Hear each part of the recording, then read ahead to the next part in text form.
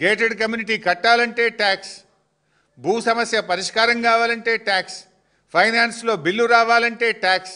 ఇవి నేను చెప్పట్లే, బిల్డర్లు చెప్తున్నారు, కాంట్రాక్టర్లు చెప్తున్నారు. కాంట్రాక్టర్లు పోయి సెక్రటరియట్లో ఫైనాన్స్ మినిస్టర్ ఛాంబర్ ముందు ధర్నాలు చేసి మరీ చెప్తున్నారు కదా ఓపెన్గా. ఇవాళ సెంట్రల్ యూనివర్సిటీ 450 ఎకరాల భూమి స్కామ్కు తెరలేపిండు.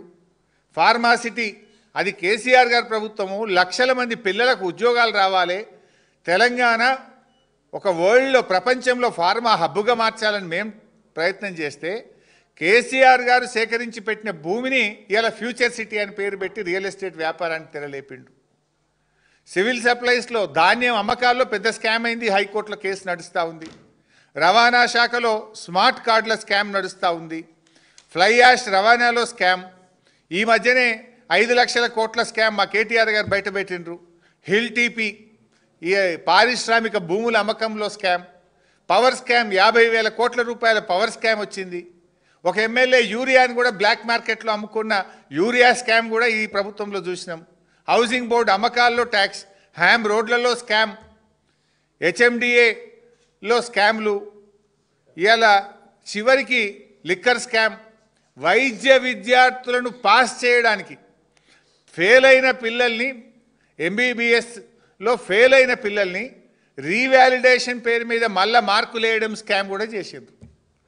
కాళోజీ గారు అంటారు కాదేది కవితకు అనర్హం అన్నట్టు, రేవంత్ రెడ్డి గారి పాలనలో కాదేది స్కామ్కు అనర్హం అన్నట్టు పిల్లల ప్రశ్న పత్రాలు దిద్దడంలో హెల్త్ యూనివర్సిటీ వైస్ ఛాన్సలర్ స్కామ్కు పాల్పడి చివరికి ఆయన రాజీనామాలు చేయాల్సి వచ్చింది. దాన్ని బయటపెట్టి మేము ప్రశ్నిస్తే, ఇప్పుడు చదువురాని పిల్లల్ని డాక్టర్ చేస్తే రేపు వాడు ఆపరేషన్లు చేస్తే ఆ పిల్లల జీవితాలు ఏం కావాలి? చివరికి హెల్త్ యూనివర్సిటీలో పిల్లల మార్కులు వేయడంలో కూడా స్కాములు చేసి ఒక వైస్ ఛాన్సలర్ రాజీనామా చేయాల్సిన పరిస్థితి ఈ రాష్ట్ర ప్రభుత్వం రావడం సిగ్గుతో తలదించుకోవాలి రేవంత్ రెడ్డి గారి ప్రభుత్వం. ఒక విద్యార్థులకు చదువు చెప్పి భవిష్యత్తు తీర్చిదిద్దాల్సిన వైస్ ఛాన్సలరే కరప్షన్కు పాల్పడితే ఈ రాష్ట్రంలో పాలన ఎట్లా జరుగుతుందో ఒకసారి మనం ఆలోచించాల్సినటువంటి అవసరం ఉంది. ఇక 6 గ్యారంటీలు అభయహస్తం అన్నారు, బాండ్ పేపర్లు అన్నారు.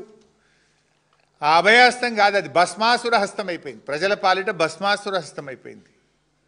గ్యారంటీలో మొదటి గ్యారంటీ మహాలక్ష్మే దిక్కులేదు. నిన్న రేవంత్ రెడ్డి ఏదో ట్వీట్ పెట్టిండు, ఏదో అంబానీలు చేసిండట, మహిళలందరినీ అదానీ అంబానీలుగా మార్చినా అని చెప్పి నిన్న ట్వీట్ పెట్టిండు. పోదామా? ఏ ఊరికన్నా పోదామా? అప్పుల పాలు చేసినావు. 1,00,000 కోట్ల వడ్డీ లేని రుణమని 5 లక్షలకే వడ్డీ లేని రుణం ఇచ్చినావు. మహిళలను మోసం చేసినావు. నువ్వు మహాలక్ష్మి పేరు మీద ఇవ్వాల్సిన నెలకు 2,500 ఎవరికన్నా ఇచ్చినవా? నీ 2 ఏళ్ల పాలనలో రాష్ట్రంలో 1 కోటి మంది అక్కా చెల్లెళ్లకు 60,000 రూపాయలు ఒక్కొక్కరికి బాకీ పడ్డావు. నువ్వు ప్రతి ఒక్కరికి 60,000 బాకీ పడ్డావు. ప్రతి అక్కకు చెల్లకు బాకీ పడ్డావు. వడ్డీ లేని రుణం విషయంలో మహిళల్ని మోసం చేసినావు.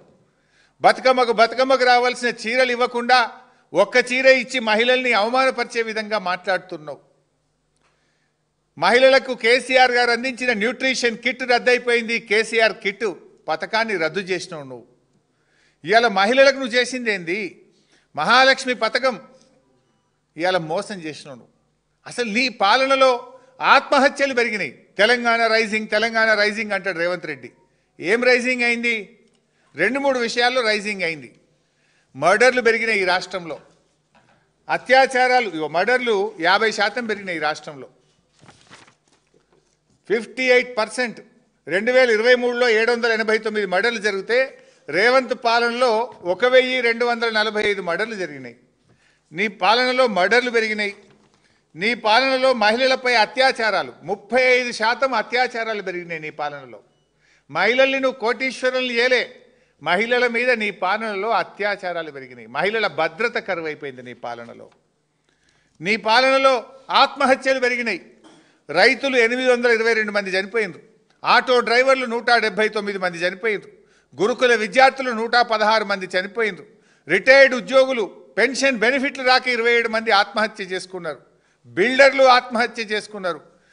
ఇవాళ చివరికి బీసీ రిజర్వేషన్ ఇవ్వక బీసీలను మోసం చేస్తే ఒక బీసీ యువకుడు కూడా ఆత్మహత్య చేసుకునే పరిస్థితి తెచ్చినావు నువ్వు. నీ మోసాలకు, నీ దగాకు, నీ పాలన పుణ్యమాని రైతులు, నేతన్నలు, గురుకుల విద్యార్థులు, ఆటో డ్రైవర్లు, రిటైర్డ్ ఉద్యోగులు, బిల్డర్లు ఇలా